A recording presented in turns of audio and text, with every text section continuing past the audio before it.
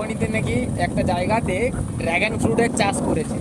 তো আজ আমরা বেরিয়ে পড়লাম দুজনে মিলে বাইক নিয়ে, ওই জায়গাতে যাব, ড্র্যাগন ফ্রুট দেখবো কিভাবে চাষ করেছে। তো যাদের বাগান তাদের সাথে কথা বললাম, বলছে ঠিক আছে তাহলে চলো, কোনো ব্যাপার না কোনো। তো এই যে আমাদের আঙ্কেল, এই যে গাছগুলো চারা, এগুলো কি চারা গাছ?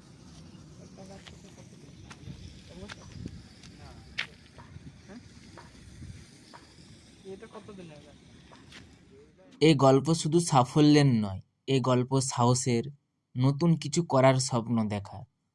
আমাদের বাড়ি থেকে কিছুটা দূরে এক চাষি ভাই, মাত্র 5 বছর আগেও তিনি ধান, আলু আর সবজি চাষ করেই সংসার চালাতেন।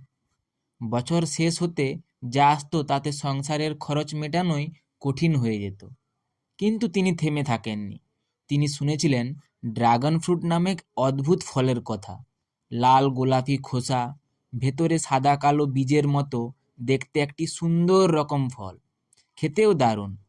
আর দাম বাজারে প্রতি কেজিতে 300 থেকে 500 টাকা। অনেকে হেসেছিল, বলেছিল এটা তো বিদেশি ফল, আমাদের মাটিতে হবে নাকি। কিন্তু চাষি ভাই হাল ছাড়েননি। তিনি ইউটিউব দেখে শিখলেন, আবার থাইল্যান্ড, ভিয়েতনামের চাষ পদ্ধতি পড়লেন। মাত্র 30% জমিতে লাগালেন 500 চারা। খুঁটি দিলেন, তারের বেড়া দিলেন, জৈব সার দিলেন। প্রথম বছর ফল কম হলো, কিন্তু দ্বিতীয় বছর থেকে শুরু হলো আসল খেলা। এটা হচ্ছে ভিয়েতনাম ড্রাগন ফ্রুটের গাছ, মানে এখানে ড্রাগন ফ্রুট অনেকগুলো আছে, জাতের প্রজাতির অনেকগুলো। এটা বলছে ভিয়েতনাম, আমি তো বুঝতে পারছি না এটার কি আছে। এটা কিসের?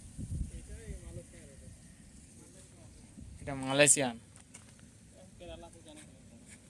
আর আর কোনটা কি আছে?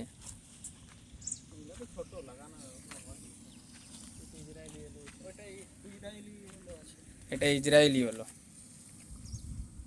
এটা হচ্ছে ইসিস গোল্ড, এটা চারা করছে। কোনটা? এই যে ভালো। আজ তার বাগান থেকে বছরে 4 থেকে 5 টন ড্রাগন ফ্রুট উঠছে। আর সব থেকে বড় কথা, গ্রামের আরও 25 জন যুবক তাকে দেখে ড্রাগন ফ্রুট চাষ করা শুরু করেছে। এটা কোনো জাদু নয়, এটা শুধু একটা সিদ্ধান্তের ফল। আমরা যদি পুরনো ধান, আলু চাষে আটকে থাকি তাহলে আয় বাড়বে না। কিন্তু নতুন ফসল, নতুন চিন্তা, একটু ঝুঁকি নিলে জীবন বদলে যায়। ড্রাগন ফ্রুটের চাহিদা দেশ বিদেশে আজ অনেক বেড়ে গেছে। জয় হোক কৃষির, জয় হোক নতুন প্রজন্মের। যে মানুষ নিজের ভাগ্য নিজে লেখে, তার জন্য আকাশও মাথা নুইয়ে দেয়। তো ফাইনালি আমাদের হয়ে গেছে ড্রাগন ফ্রুটের বাগান দেখা। আর একটা করে দাদা আমাদেরকে চারা দিয়ে দিয়েছে, তো আমরাও নিজে লাগাবো, দেখি কেমন হয় ড্রাগন ফ্রুট। আমরা বাঁচাতে পারি কি পারি না জানি না, দেখা যাক নাকি।